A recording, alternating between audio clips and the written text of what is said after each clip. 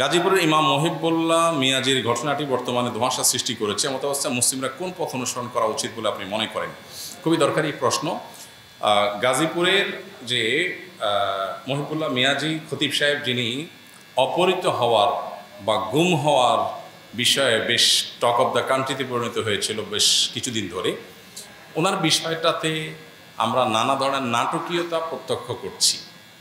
তাকে এনে police video করাচ্ছে যে তিনি বলছেন সেখানে তাকে অপহরণ করা হয়েছে, তাকে অপহরণ করা হয় নাই, তিনি নিজে নিজে এটা করেছেন। কেন করেছেন? তার একসময় অসুস্থতা ছিল, অপারেশন হয়েছে মাথায়, সেটার জন্য এটা তার মানসিক সমস্যা থেকে এগুলো হয়েছে। প্রশ্ন হলো, এই বিষয়ে তো কোনো তদন্ত কমপ্লিট হয়নি, তাহলে তদন্ত চলাকালীন অথবা এটার কোনো সুরাহা হয়নি, বিচার হয়ে যায়নি, এরকম একটা বিষয়ে সংশ্লিষ্ট ব্যক্তিকে আনায়া বক্তব্য পাবলিকলি প্রচার করার এটার কি যৌক্তিকতাটা থাকতে পারে?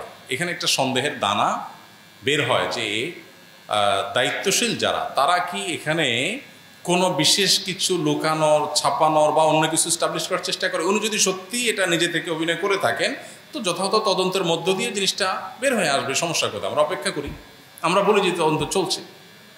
সেটা না করে মাঝপথে হঠাৎ এরকম করার কারণটা কি? দ্বিতীয়ত হলো, অনেক আলেম ওলামা আছে যারা ইতিপূর্বে বিভিন্ন সময় পুলিশের কাস্টডিতে অথবা জেলে থাকাকালীন সময়ে তাদের উপর এমন কিছু প্রয়োগ করা হয়েছে যেটা তাদের স্বাভাবিকত্বকে নষ্ট করেছে, স্বাভাবিক চিন্তা চেতনা থেকে তাদেরকে সরিয়েছে, তাদেরকে মিথ্যা বলতে বাধ্য করা হয়েছে। এরকম ঘটনা বাংলাদেশে কি ঘটেছে আমরা কি কেউ না জানি? তো হঠাৎ রাতারাতি বা মুহূর্তের মধ্যে আমাদের প্রশাসন বা পুলিশ একেবারে ফেরেশতা হয়ে আমল পরিবর্তন হয়ে গেছে, এমন কিছু তো না। তো এটাকে খোলা চোখে একেবারে যা বলা হচ্ছে বা দেখানো হচ্ছে এটাকে বিশ্বাস করার পুরোপুরি কোনো কারণ নাই।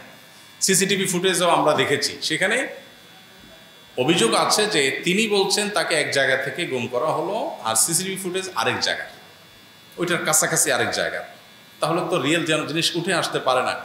এই জন্য আমার মনে হয় এই বিষয়ে যে ধোঁয়াশা তৈরি হয়েছে, আমরা কেউই তদন্তনাধীন বিষয়ে দায়িত্বশীল মন্তব্যের বাইরে না গিয়ে এটাকে বোধহয় থার্ড কোনো কর্তৃপক্ষকে দিয়ে যথাযথ তদন্ত করানো উচিত।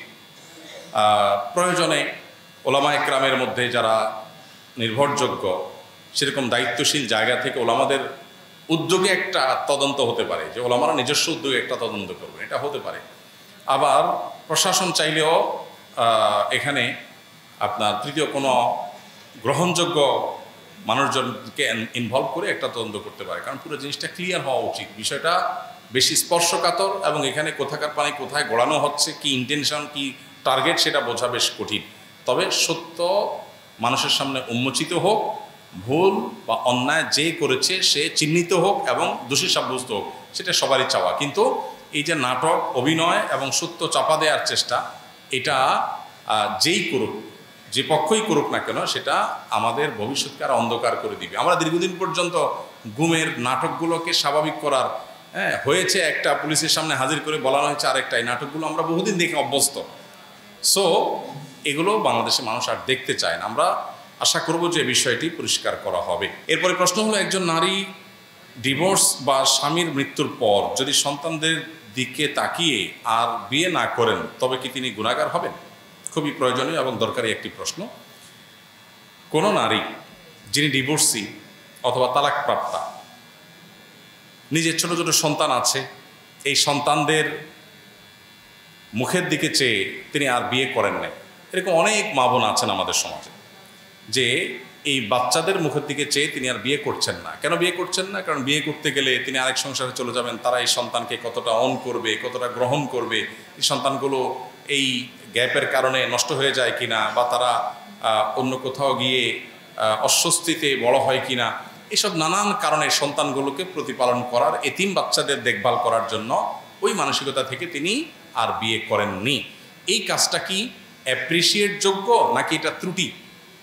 এটার উত্তর হলো যে কোনো নারী যদি স্বামীর মৃত্যুর পর বা ডিভোর্স হওয়ার পর তিনি অন্যত্র বিয়ে না বসলে বা অন্য কারোর সাথে বিয়ে না হলে, তার নিজের প্রতি নিজের আশঙ্কা হয় যে তার চরিত্র নষ্ট হতে পারে, তিনি গুনাহে লিপ্ত হয়ে যেতে পারে, নিজেকে কন্ট্রোল করতে পারবেন না।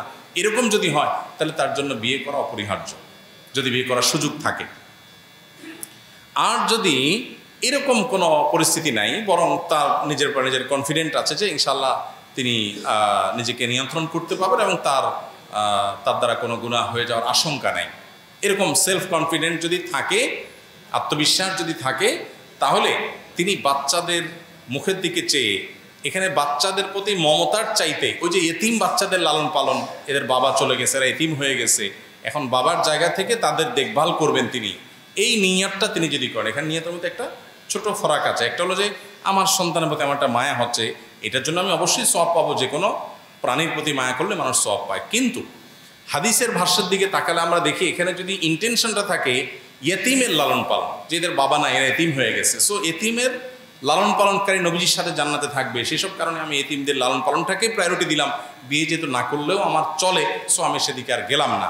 এই নিয়তে কোনো বোন যদি বিবাহ না করেন তাহলে গুনাহগার হওয়ার তো প্রশ্নই নাই, বরং তিনি এটার কারণে আল্লাহর কাছে আজর এবং সওয়াব লাভ করবেন।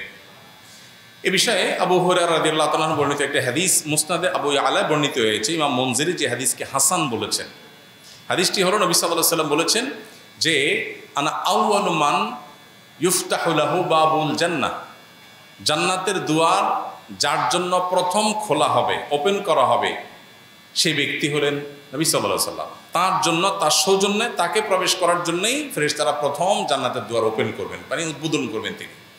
নবীজি বলছেন সেই পরিস্থিতিটা যখন আসবে কিয়ামতে, নবী সাল্লাল্লাহু আলাইহি ওয়াসাল্লামকে আল্লাহ জানিয়েছেন যে ওই সময় একজন নারী এসে হাজির হবে এবং তিনি জান্নাতে আগে প্রবেশের জন্য দাবিদার হবেন। নবী সাল্লাল্লাহু আলাইহি ওয়াসাল্লাম তখন আশ্চর্য হবেন, ব্যাপার কি, আমারও আগে জান্নাতে যাওয়ার দাবিদার কে এই মহিলা? তখন নবী করিম সাল্লাল্লাহু আলাইহি ওয়াসাল্লাম বলবেন, তখন ওই নারী বলবে, এটা কিয়ামতের দিন হবে, আল্লাহ তাআলা আগাম আমাদের জানিয়ে দিয়েছেন, যে সেই নারী বলবে আমি সেই নারী যার স্বামী মারা যাওয়ার পর বাচ্চাগুলো এতিম হয়ে গেছে। এখানে স্বামী মারা গেলে সেই ঘটনা হাদিসে আসছে যে স্বামী মারা গেছেন, বাচ্চাগুলো এতিম হয়ে গেছে, এখন এতিমদের লালন পালন করার বিপুল সওয়াব আছে, এটা আমি আহরণ করবার জন্য, এই সওয়াবটা আমার নিজের করে নেওয়ার জন্য এই সন্তানদের দিকে চেয়ে আমি আর বিয়ে বসি নাই, নিজেকে হেফাজতে রেখেছি, এই যে আমি সবর করেছি, এই যে স্যাক্রিফাইস করেছি, আমি সেই নারী। তো এখান থেকে হাদিস থেকে বোঝা যায় যে কোনো নারী যদি নিজের স্বামীর রেখে যাওয়া সন্তানগুলো এতিম হয়ে গেছে, তাদের লালন পালনের দিকে চেয়ে যদি তিনি সবর করেন, আল্লাহ তাআলা তাকে এত বেশি মর্যাদা দান করবেন, বিধায় এটা অ্যাপ্রিসিয়েট যোগ্য। কিন্তু তার যদি বিবাহের নিড থাকে তাহলে শরীয়ত তাকে অবশ্যই বিবাহ করতে উৎসাহিত করে এবং নির্দেশ দেয়, যদি বিবাহ না করলে তার গুনাহে লিপ্ত হওয়ার আশঙ্কা থাকে। পাশাপাশি একটা জিনিস বলতে হয়, সেটা হলো আমাদের সমাজে যে ট্যাবু আছে, এই ট্যাবু আমাদের ভাঙতে হবে। সেটা হলো স্বামী মারা গেলে বা ডিভোর্স হলে সেই মেয়ে অন্য কোথাও বিয়ে করতে গেলে মানুষ ভালোভাবে দেখে না, বা পুরুষ মানুষ স্ত্রী মারা গেছে তিনি অন্য কোথাও বিয়ে করবেন, তারটাকেও মানুষ ভালোভাবে দেখে না। বিশেষ করে সন্তান দু চারটা হয়ে গেলে তখন মানুষটাকে খারাপভাবে দেখে। এটা পরিষ্কারভাবে মানুষের অধিকার লঙ্ঘন করা, কারণ তিনি বিবাহ করবেন কি করবেন না, ইসলাম যেখানে তাকে রাইট দিয়েছে, আল্লাহ যেখানে তাকে অধিকার দিয়েছেন, সেখানে আপনি প্রশ্ন তোলার কে? তো এগুলো আমাদের সমাজে অনেক অনাচারের দুয়ারকে ওপেন করে, সেই সামাজিক যে অপসংস্কৃতি আছে সেটা আমাদের দূর করা দরকার।